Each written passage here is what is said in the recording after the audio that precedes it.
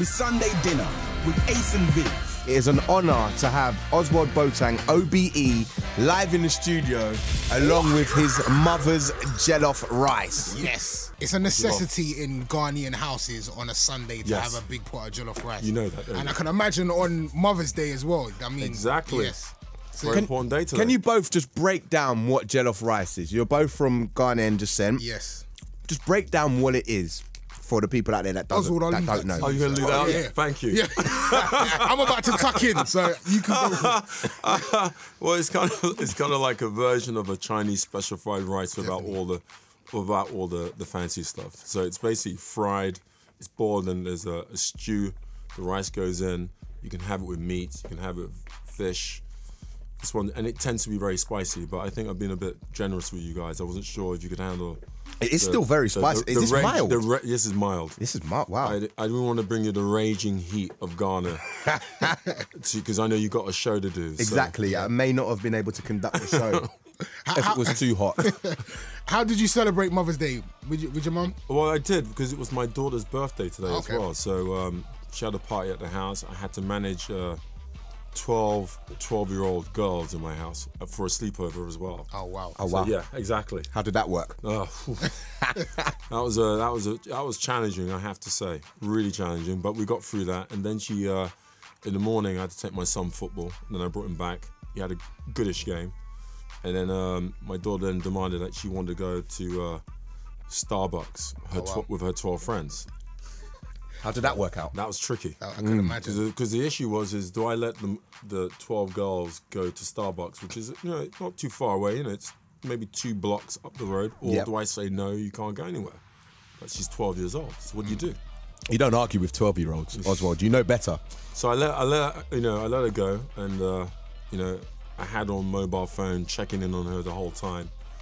And she came back in one piece, and all the girls. So good. It's good. So you're cool. That was what we call a dry run. Okay. We must state at this moment. Dry run. We must state at this moment there are other coffee shops available in London. We're not promoting Starbucks no, we're right now. Definitely not doing but that. having said that, I mean, let's dive straight in, because you just mentioned family. This documentary we watched yesterday. Had a really detailed picture about your relationship with your family. That's right. Things didn't always go so well. No. You're a man that has been dedicated to your work for so many years now. That's right. And, your family have suffered because of that, but also benefited from it. It's a gift and a curse. Yeah. So what is your family life like right now, Oswald? Well, yeah. Well, my family life is I think it's great. I think, I spend good time with my kids. I mean, yes, me and my ex-wife, we're divorced. So the kids spend 2 weeks with me and 2 weeks with her. And I think it works well, because now when I'm with them, I'm with them. So, yeah. Okay. Would you say you was a workaholic? No. I would say I'm passionate about what I do. Yes, definitely. That's very much who I am. Yes. What drives you? Where does it come from? Where does this massive drive of yours come from, which has enabled you to achieve greatness, basically? I think drive is something that if you're really infused and love what you do, it's automatic. So, I'm sure it's not hard to get you into the studio to do interviews. Well, some days. But today it wasn't. So that's what the driver is. Plus, my father was instilled kind of an ambition in me from a very early age. So, and that just stuck with me. Where did you grow up? I grew up in North London, so Crouch End, Highgate, and then eventually to Wood Green. Okay. And then after that, kind of ended up moving into Stamford Hill, and from Stamford Hill, I ended up in Notting Hill. Okay. And that was kind of really the real beginnings of my business. Yeah. So, what was the moment when you said, "I want to get into fashion"? Was your family, was your friends all well dressed, or were they not well dressed? And you were like, "I need to be the man to change this." No. The thing is I had my first handmade suit made when I was about 5, and so and I went to a private school at Free where you had to wear uniforms. So I think it was really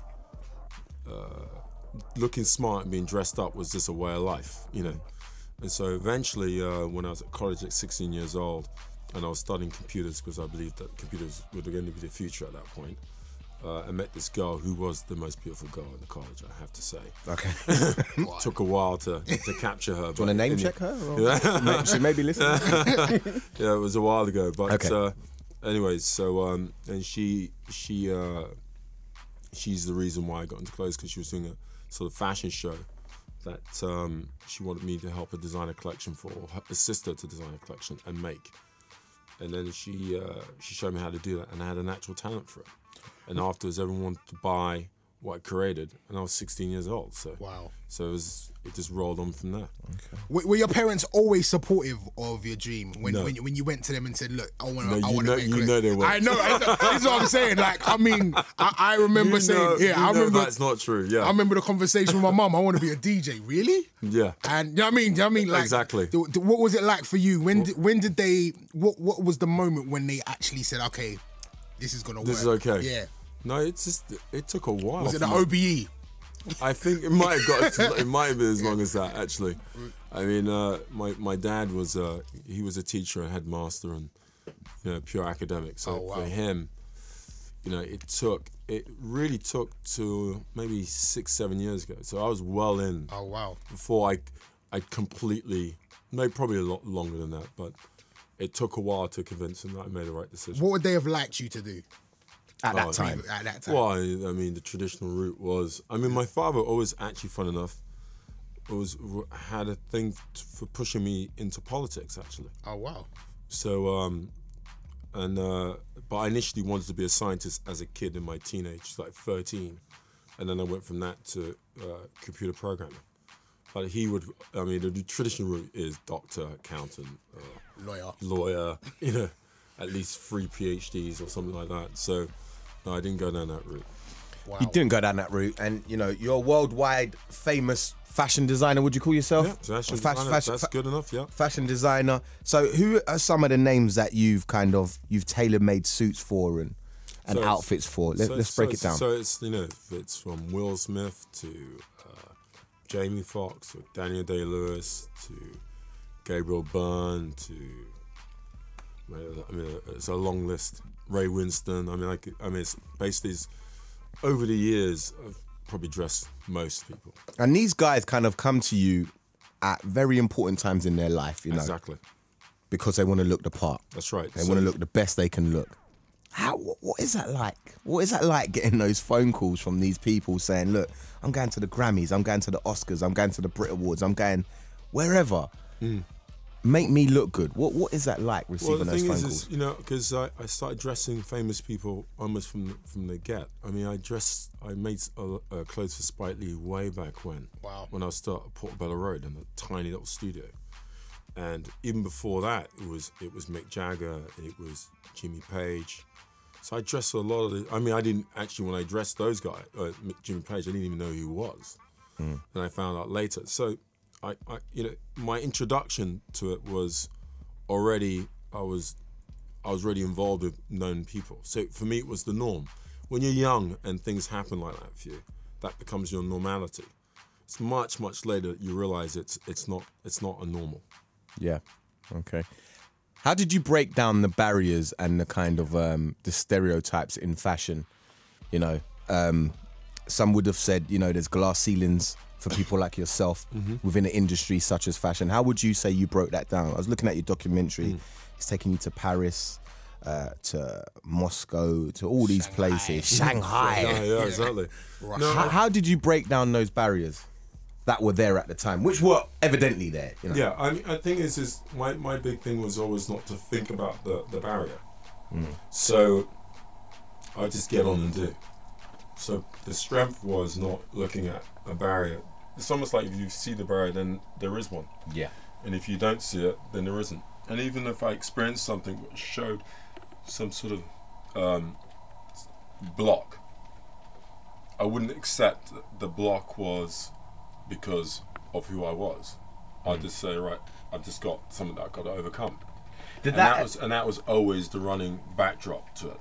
Did you ever want to give up because of barriers? Was there ever a point where you was like, I'm being blocked here, there's barriers, or?